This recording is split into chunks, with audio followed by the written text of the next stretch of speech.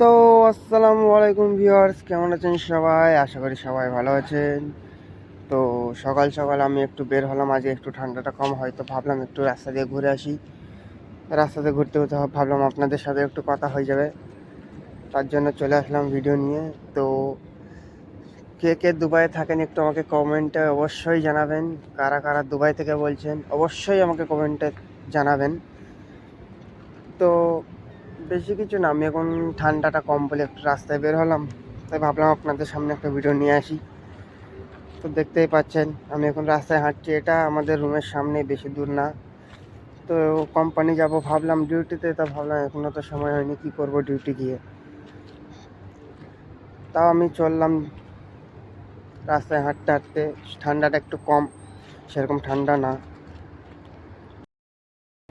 তো বন্ধুরা, সাবস্ক্রাইব করতে কিন্তু ভুলবেন না বন্ধুরা।